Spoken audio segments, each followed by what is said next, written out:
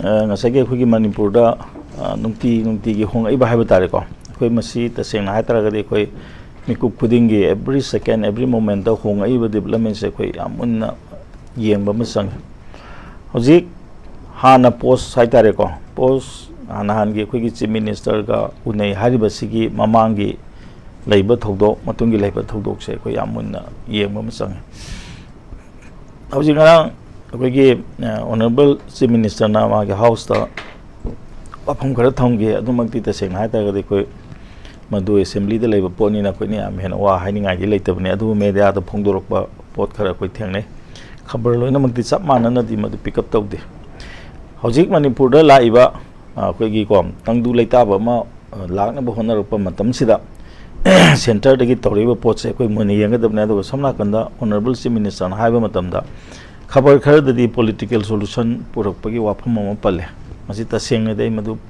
पलंगदबसु मानदे मरम दे कुकी गा हाय तारे कुकी जोमी मोइना क्लेम तौजरबनिना असिगा अखोइगी लैरिबा लैंगाक पु ओइरो अदिगे अखोइगी सेंटर की लैंगाक पु ओइरो स्टेट के लैंगाक पु ओइरो मोइगा पॉलिटिकल सॉल्यूशन पुरकपा हायबसे आर्ट थोक्तबा मनि मरम दे मखोइसे हौजिक हाना लरपसिंग लैरे अतै सिंगसिदि इमिग्रेंट ओइबनिना इमिग्रेंट कांगबु दिग नार्को टेररिस्ट कांगबु गदि मसी अखोइ पॉलिटिकल सॉल्यूशन प्रोग्राम थोकते दि अतोपा मना अखोइ दा हुजिक अखोइना अखोइसी खरे येंगबा कितां वाट प्राइना खले नानदगी लाइबा डेवलपमेंट सी अखोइ को मोइ समाय तौना अखोइगी ऑनरेबल प्राइम मिनिस्टर का ऑनरेबल चीफ मिनिस्टर का उन्नै हाय अदि ऑनरेबल अमित शाह जी सु यावे हाय मसीगी पोछि लाकपा मतमसिदा करी हाइने नो हाइबदुदे अखोइदा ताकथोकते ताकथोक्त्रगसु अखोइना ngसागी को अखोइदा हाना लेरबा वखल अखोइगी मित उबसे करिनो हाइबदा नंबर 1 अखोइ गवर्नर ची सिल हानागी लेरबा गवर्नर ची करिगिदमता लोथोकपनो हाइबसी मोय पंदे पंद्रगसु मसिमा सिल सिलिबसी अखोइना हाइपेट येंगो मतमदा मसी मरम लेरंगनी मरम केनोदा असु कोइना सही 10 था 10 मरी चथरप इरांगसिदा अखोइगी कनसिको हार एक्सेलेंसी अखोइ गवर्नर मणिपुरना सत्तबा मफम से लेत्रे हाइबे याय चोसामपुर तोइना चले अमदा सोइना चले अदुबो चोसामपुर सत्त मतमदा महाकना सगी को अखोइगी इरांग होरिबो कांगबुसिदा नखोइना तौरिबो पोतसे फत्ते हाइदना वा हाइरमबगी पोत ngasi रिपोर्ट ngasi अखोइ तागिबा लेते अदुइ महता रिलीफ कैम्प से फैगा फत्तेगा अदुंबा ओइना चले अदुसु हाइबम थे रिलीफ कैम्प ता लैरिबा मीसिंगसिगी डिप्लोरेबल कंडीशन माना रिपोर्ट अबुम थोय अदु मा हेड ऑफ द स्टेट से माने हेड ऑफ द गवर्नमेंट ना कनो ओजरगसु अदर माना मको ओबिनेना माना तौबो ngamba yam lay मको नमदु फत्ते हाइबि याते मंगोंदने अखोइना कंप्लेन तौदरिस फत्ते हाबसि मादि थबक तौगदबने अदमाय तौदना साइगी अखोइगी लैरिबा लम हेलैबा कांबु सिंगसिदा अदिगे मखोइगी मकोक तौजि तसें हाइबदा यूनिफाइड कमांड से ऑनरेबल चीफ मिनिस्टर नसो मांगमद्रे हाइने अदु तागदि असि अखोइजे मोयना से अनडिक्लेयर्ड कनोने बसे आर्टिकल 355 ने सिदे द मागी पावर से हम लेबा अदु माना तबो मतम दे सी नै तौसि कनो सी तौरिसि कनो द अदु मयाम दु उतखिदबगी आई मदुगी रिपरकशन लाइन खल्लेबा अदि अतोपम न ngasi बौदा तौरै सिंगसि येंबिउ को अखोइ सिंगसिदा यामना मिचिंग मिखाइ नाइबा फोर्स अमा लैरे मसिना मोय मयाम कंखले हाबसे अखोइ मयाम गी वाफम ने लोइनमंग खंगले वाफमनी अखोइना प्रजाना ताले बिजदुने मखोइ लोकथोको हाबनेबा मसी ngarang hansi को खंग खंगदना सुंता थाजदना तरुकनी सुकन खंदना मखोइ को बटालियन 9 गा 22 को माने जको मसी मै कनोदा अखोइगी को काश्मीर ट्रांसफर तोरे सीआरपीएफ ने सिने हाइरनी मदुगी नमता ngसागी कोटुना अदि केसो ना मोय लान तौरे ने को मोय लोकथोकप यारोय अदि मोय दि अखोइदि फ्रेंड्स ऑफ द कनोनी कायना मोय सिजना को हाइदो को ngसागी असम राइफल हाइबसे याम कन होनदना हिल पीपल की हार्ट एंड माइंड से मोयना विन तौरबनी कायना करी कुकी ताबा एरिया हन खंगने बुचो चामपुरदा अदि तेंगनोपलदा चांदेलदा काहेना करी इरांग लेगे सिदि मोयना करी के मोय हार्ट तो मोयना विन तौनिया करी मरम लेगे मोयना कन इमिग्रेंट मैम दना पेले हाइरिब्रा अदना सिगुंबा सी उलपसिनदि करी नो हाइबम दा अदिगी सिगी ममांग सिदा ngसागे अखोइगे असा बेसेफ के असोबम नु हाइरमेदना कोइ मणिपुर की इरांग सिदि सुमाइन तौदना को यामना बायस ओइबा कम्युनिटी अमदा बायस ओइबा फोर्स लोकथोक्त्रिबगिदि कोइ मणिपुर इरांग नेमोय हाइरिबनेबा अदुनदि थबंग उलैसे कइनो हाइबम तमदा पीस टॉक तौबो तौदबे वासिदि पुंग टॉक टोखरगा थबकना उल्लाबने मरमदि कइनोदा मसी लेरगदी इरांग मखा समदरकने हाबसिदा थांगोबा होराबने मसी असानपल थांगोबगी तोंगानबा वाहनथोक मयाम हनबा याय अदु आई मसीददि आई हाइजरमरो मरमदि कइनोदा मदु फत्तब खर ले खोइन तहानिंगदबजु खर तारकनी मरमदि आसाम राइफलना चिंगदा लौरमेबा रोल से मोय लौथोकिबने आसाम राइफल लौथोकिबा मतमदा करिनो आसाम राइफलना तौरम मथौसिंदो करिनो इदो निंगजंगा मदु मथौगु तौहलोइदरिनेबको अदुना मसीगुंबा लाकपा मतमसिदा ngasagi अखोइगी को याम हेना ngangne उद्रगसो थबकना को चिंदगी हेना मखोन थोकपा हेले हाबदो डिट्स को ngasagi इंग्लिश प्रोग्राम लेदरा अदा आइना तौ थबकसिना आइना ngang आइना चिन्ना ngang हेना इट स्पीक्स लाउडर एंड हाइनरिनेबको अदा तसेंग हाय तागदी मसीगी पोट लाइजे कंत नतेब हंदक अखोइगी इलेक्शन लोग्रब मतुंगा अखोइगी एमपी कागरे अनि कागरे को अदो मरोइना अखोइगी तंपाक कागरिबा इनरगी कागिबे एमपी सिंगसिना मसागी यामना को मतौना लेना अदगी मथु मोय सोंगना पार्लियामेंट लाउरंबा अखोइ सिबु करी तौरगे मणिपुर सि करी ओइना उबिरिनो हाइबदो आइदि मदुगिसु मदुगी मही यानबने नजु खल्ले बौजी आसाम राइफल द तौरेबा अदगी सेंटर न तारकतने ए मणिपुर सि मांगबा तारे मसिउ थबक सि तौदबा तौद्रदि यारोइन हायु सिंगसे ngसागी अखोइगी को ओपोजिशन हाइगद्रा अमा हाइगद्रा मयाम सिगी इफोर्टुना ngसागी अखोइगी मसिगी मदुगी आइदि खुदम चांगदमने आइदि लौजेबा अदुना अखोइना तौदबसि को नुंती लाइबा पोचिदा अखोइ ngसागी को अखोइ तसेंगना ai masi wadi warobigiनु अखोइ स्वाइदा ngang आइदि अदु ngang लौइ मरमदि कइनो द सिदा ngang बदो आदा मसामंगना सो हाइरे को मा लौथोकरे हाइबनिना यामना हेना लुमना को आइदि मदु यामना माना अखोइगी कोन ऑनरेबल अखोइगी मणिपुर गे ऑनरेबल सिंगसना ngang बिसे को यामना हेना ngसागी को अखोइना नाथेबसु यादे अदु यामना हेना मदु दे यामना इंपोर्टेंस पिरबसु मदो अखोइ आइदि मदो आइदि सिदा पिबे इंपोर्टेंस तगिदि आदगी सेंटर न तौरिबा थबकी इंपोर्टेंस ना आइदि हेना लुइना खलेबको अदुना हौजि याम समना हारबदा मयामनुजु हाइरिदिना हौजिको मसिंग इरांग थुइको अखोइ कइनोदा हंजरगेन अखोइ मफमदा हल्लगेन अदो अखोइ मफमदा हल्लगे हारिबसे हौजि आसाम राइफल लौथोइबसे हनबा याननबा अहामबा खोंथांग नतबरा अदुइ तागदि अखोइगी स्वाइदा इरांग तौबिरबा स्वाइदा लांगिबा कांगुसिनसु नुंती लाइबा डेवलपमेंट से येंगगको मसिदि करिनो न येंगा इंगा थबक तौबगी मतम अमा ओइना खल्ले अदुगा अखोइ ngaingamdana थबक तौबुदि फते अदुगा तसेना अखोइ मोरेदा हल्लसी अदे अखोइ जोसामपुर हल्लसी एना हारिबसे हनबा यानबा अहानबा खोंथांगनेबा हौजिकी कनो आसाम राइफल गी मूवमेंट तौबा होरैसे को लोकथोक होरैसे अदे हौजि नेशनल हाईवे सिंग चटपा याननबसे नेशनल हाईवे चटपा याबाइसिदा कनो जिरी लंबिदा ngसागी को अखोइगी ngapum chingjen नाइदे अखोइ कोटलेन असाइदा लैरिबा खरदने अखोइदा प्रॉब्लम थोइसे अदगी कन अवांगलोमदा हाइरो कांगपोकपी किलोमीटर 5-10 सि खक्तनी ngसागी अखोइगी कांगला तुंबीदगिना कांगपोकपी फाबुसे 10 to 20 किलोमीटर अदर लैगदे 40 किलोमीटर ने कांगपोकपी से को इम्फाल दगे अदि अमा याम समना किलोमीटर 10 मुक्तगी सरुक नेबा सिदगिना थवाल अदा मुक्तगी नेबको अदुना मसिगी पोछि ngसागी हांगदोको मतमदा लोइनमक कन फ्री ओगिदरिनेबा अदुना हजिगी पोत मयामसी याननबा अहानबा खोंथांगसि लाकु मतमददि मसि अखोइ याम इंगना चिंगना अखोइ थबक तौबा म चंगेबको अदुना ngसागी हाइरगा हेक्ता को गवर्नमेंट सिदा ngसागी को अखोइगी तौरेबा थबक सिंगसे अखोइ याम मुन्ना येंगा आइदि थबक सि तहनिंगे अदुगा हौजिकी ओइनादि प्राइम मिनिस्टर की कमिटमेंट दि पीस की वासे पीस पुरको हाबिसदि को अखोइ सेंटर के साइड तगिदि मसे अखोइगी फिलर थादना मसे अखोइगी वारी साउ खोलो हाइदना स्टेट गवर्नमेंट पंगाइ हाइ पुसु लेबो मानदे अदुगा तसेंना हाइदागदि पीस त क्वाइदिगी अकाइब पिरिबो फोर्स मसी अकाइब पिबने हाइदना मयामना लोंनो भाइबा तारे को अदिगी हौजि बीएसएफ मंगनसु हाइराबनि को नहानगी कनो जिरीगी थौदोक मक्तदसु अखोइगी पुलिस सिविल पुलिस संगम मतमदा नखोइगी जगह नते अखोइगी जगह नि काइना अखोइ वीडियो रिकॉर्डिंग जि थोकलाइबने को याम नुंगाइतबसि को अदना मसिगी पोचे मसी लौथोकनबा आदगी तौरी पोचे मसीदा अखोइ सौगथुम थोइ अदुगा ngसागी ओना तैना मोइना सोना का मोइदि लौथोकपा यारोय they are the hills of the कनो फ्रेंड्स ऑफ द हिल्स नि गाइसे मसी अखोइना न्यूट्रलाइज तौबम चंगेबको अदुना मसी लैबनिना आइडियोटिक सेंटर गिदगिदि तसेंना मणिपुर द थोइबा इरांगसे मसी कनो सिको चाप चाना थेंगनबा याननबा आइदि एक्शन से लोखलबनेना खल्ले अदुगा होजिकी लैरिबा मसागी सिगी मरकसिदा अखोइगी पॉलिटिकल सॉल्यूशन गी वाहिगा पुछलैबसिदि मसिदि तसेंना हाइरबदा अखोइदि नांगसे दो हाइदन लाचबनि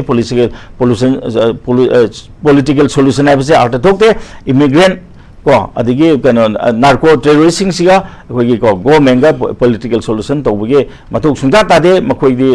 tawremi ba maral dugi matung ina makoi di sapsana dandi pibam thoi aduga makoi gi ko kana gum kharana makoi gi political gi damak ko ngasai gi khoi gi phattaba taw masen se ko kangkhatna bagi mong am lapata ga de that will be ko akhoi kano da akhoi leba ki ko history da akhoi leba ki kano si da ko mehuro si da khwai gi ko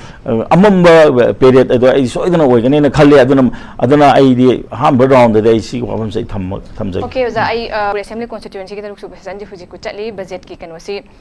tonga tonga da budget yo form am si puthode aho bon nimita ngarang si opposition gi MLA hanagi ko gi CM oibiramba kram ibo bina thambi ki basi akoi gi hौजिक हौजिक ruling की ओरिबा budget के मरी लेना दी मसिंग सी याम बंदना दुमा दुम पास तौ कदरो तौखी गदौर बने दुना इंटरनली डिस्प्लेस पर्सन सिंग सी के फजना खन्नरा कांदा कोई वरेप अमा लौमिना सी लोइना थोकलिबा इरांग सी के वरोइसन पुरकनबा प्राइम मिनिस्टर होम मिनिस्टर मखोइ से पुन्ना अनि सी के अवांग थाक सिदा पुन्ना उन्नरे हारकाना कौरे हारकाना वरोइसन से पुरकपा ngamgani न हाइबनी कमाइन थंबिनी मसिमंगने इंग जा हाइजेरिदो अखोई से कनो सिचुएशन से कोई रीड तो बाय तारे को लाइव पोट से कोई उब कितंग से कोई खरा तप्पा हागेद्रा मसे खुद खुद त कोई उब म संग है मसे हाजि की तो नंबर 1 असान पर लोक से सिगी मीनिंग से कइनो ai हाजि के को याम हाइदि हाइनिंग दबने सु कना न सेना के सु से असान पर सिने बको असान पर न येंग दबने काउंट कर करा से असान पर लोक फोखरमने सु लेरिब्रा नंबर मसे कोई we should understand this masi khangdaba khoi chi kari no pangang de panglaw do long na ri chi kari no adu sakudi asan pa lokthok pu ji expedited thujul halo ha ga da na tra manipur legislative assembly da asan pa lokthok pu gi khungtang je khoi mayam loina mang na khoi saugal le ha haibam thok ta bra ba ji ko tu ga no ga no ji warning piri ne warning ji kamai pi ga ba ko mai ha je wasted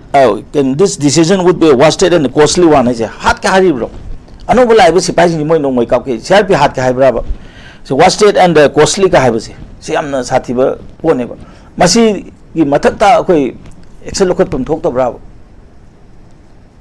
unanimously ko yet na dana asan pa lok to ko si am nungai re yam thujalan biro ato pa force na thuna sinjalan bio adu ha ji ki kanu sing se koi gi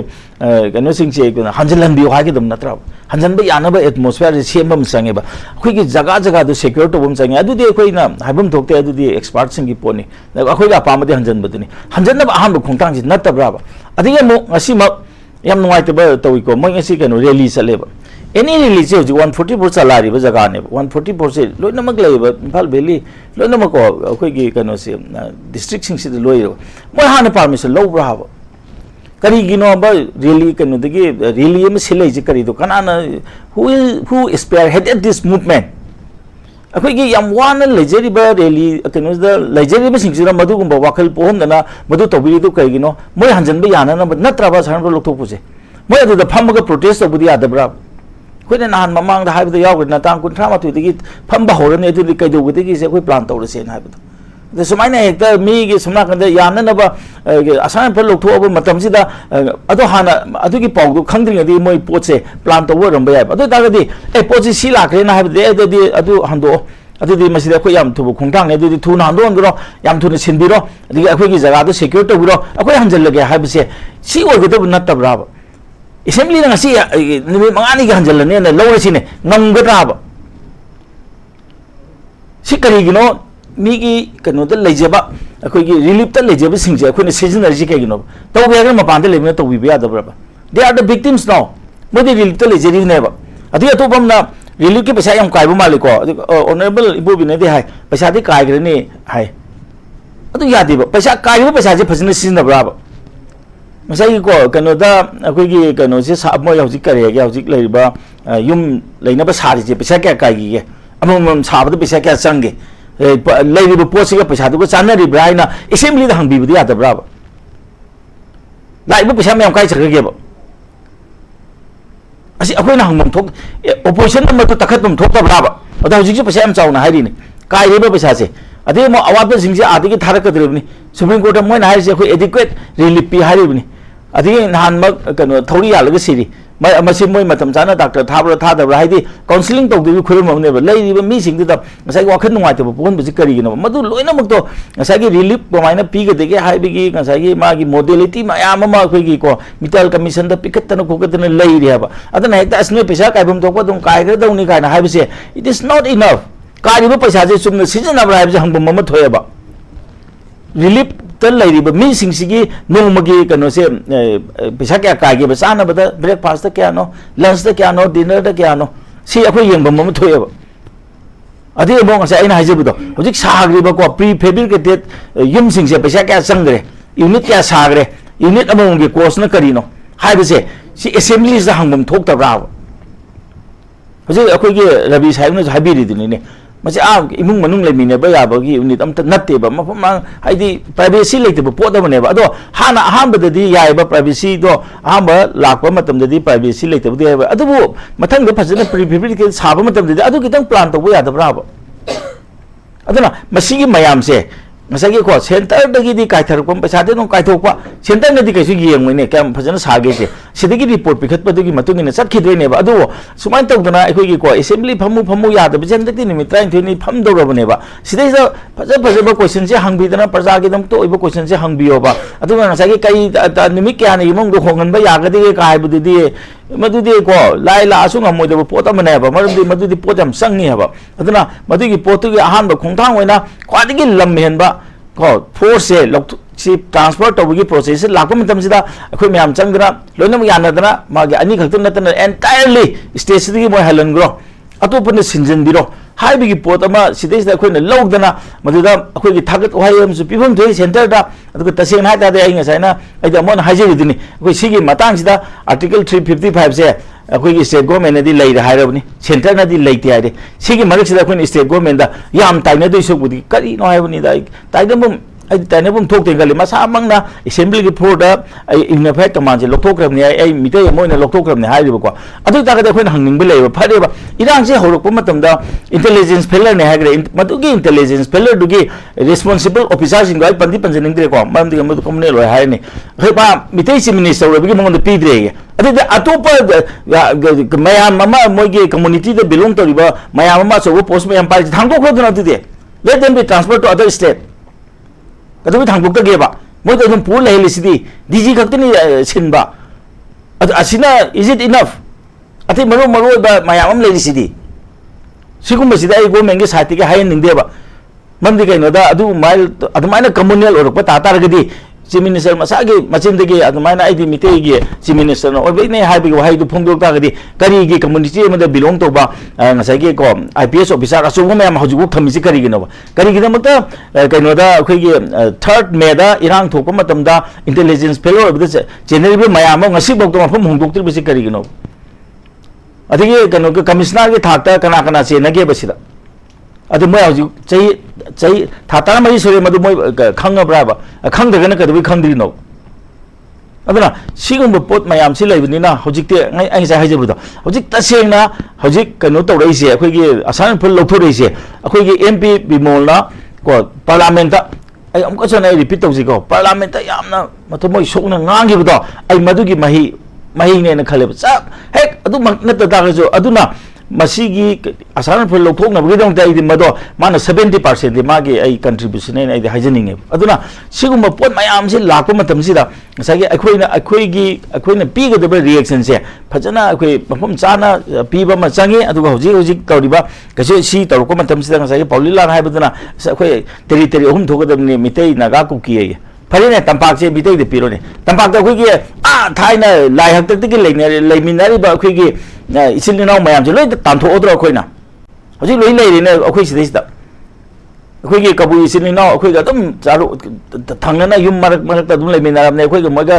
differentiation Kamte लेते हजिकतबु Moina कना तोंगान धर्म मा लौबो यावगिबदि लौदबो मयाम से लेरि अदिगे हजि अखोइगे सिदैदा तांकुल मयाम खुन तारिबनि पंगमै मयाम तारिबनि अदिदि तोदना मखोइगे कनोगे अखोइगे को चोजामपुर माइकै मयाम मसिदा तारिबनिबा मसि मयाम से लोइना अखोइ तांदरेबा असिगुम्बा मथों हुक्तबा मिसिंगसिदा वांगांगबसि असिदि assembly they पुखलगा 0 our दे पुखलगा असि करिगे नैना दगे मा मसा जो जे कनो ने खोगी एमएलए मो रिमने करी गे जीरो अवार्ड क्वेश्चन से पुगलगा सिगुंबा एमएलए सिटिंग एमएलए अमने सिगुंबा वासी ngang ba yabra haidna opposition side ki wam tang hokdu pi adu natra gana masidi ruling MLA अमने so haiba ba po ne ba ya khoi noi humbu masen side dum punna kai thabuk taw ga ba no ba noi masen jamda songna ba yadabra ba se khoi hangning e ba noi masen se amta chaina ba yadabra amta songna ba yadabra ba yo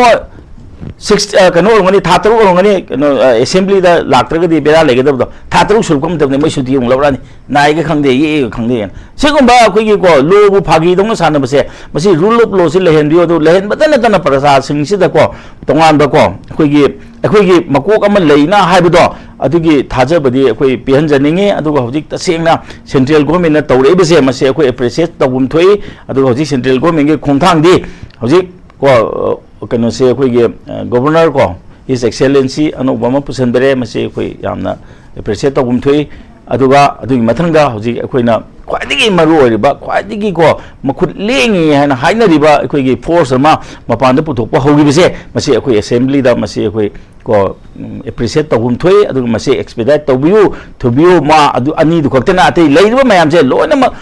पुथोकइबा अखोइ state सिदिगी हाइना को मदो हाइबा म चंगी अदु मरमदि करिनो the मदो मधुगी फोनदुना नेबा हुजी मोय कोतुना के असोना वा ngang ba hore se maram di keno moy lekta targidi moina tariba game plan do loina mok fail oira neba aduna tasengna khwaidigi naramiba khwaidigi ko mahik oriba podama ko lokthorokpa matamduda ngasagi thoklaiba reaction se mase akoina dum takcharabane ba maramdi center gi khongthang ji achumba khongthang ni asan for lokthokpa se it is the right direct right step ne have do mase akoi punamang yapam thoi aduna masi laiba nimi train thoini gi assembly session sida masi akoi appreciate tobom thoi ada masi akoi tausi aduna tasengna hojiki leiba paulilan habdo adugi mathakta hoji assembly da pugatpio adu magi mathakta tawbiya ba thausi tawbiyo haidana idi masi hajaninge aduga tasengna harabada hojiki akoi tapna ina thabak chanjan ji hojiki leiba solution se kana gum ma laaga ko ngasai ngasi hekta phan ba ya ba ponate aduna akoi su ngasai ko ngasai akoi gi ko leibak sida lusing biriba leiba makok leiru singse masi loinamak akoi gi ko wakal khandaraga bakan khanda de habadi nate ko akoi masi amuka hanu ju khara hena kumna khanda ninge aduga relief ta leijari ba mi singse wana na ba amuka hena phibam chadi da amuka hena phibam chada na ba akoina makoi da ngasai ko makoi gi thamoi da nungai ta ba pong na ba tawudi tawigum si aduga tasengna hojik asan phalse lokthok khragadi hojik akoi makoi yam thuna hanjan ba habdo madugi first step ne habdo ai matum ngai haije ओजा बिदा आई ओजा तुम चादा लाक्सी ओजा ना साइ पुखत की बदो तुम याम ना कोई की साइ की बजेट पुखत पे याबा कोई की फजा फजा मयाम हम लेरि साइ की साइकोटे करक पा साइ की पौमिलान की मतंग से सेदा ओजा लाक्सी की ओजा मा यूनियन टेरिटरी अहुम खाइदो अकांदा शांति पीस फंगनी काइना हाइबे से होय मोय के तुम ड्रीम ओइसनो सि कोई की इंडिया गवर्नमेंट का यारक लदि अचौ अपन बहमदे तुम ओइनी दो मसी मतंग दे जा हुजिक इरांग गु थोइ ngै सा कोइ से इंटर एथनिक कम्युनिटी कुकीगा मैतैगा मैतैगा नागागा मैतै के Meitei पंगन सुमाइना कोइगी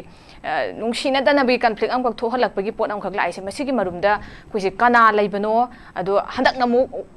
who is next conflict se kana kana go oidinu na sim so jana sai pukhat pi bedum khanda nainam da dum yamna dum kupsina nainam da dum masu jamna dum tangai fada oigene khali swai se oja aroi begi oina kamai thambini oja ai na oina hajining bedi ma so ji sitting MLA ne ba sitting MLA ni na ma assembly phambadi ko ma hoi honorable chief minister lao hai ma lakte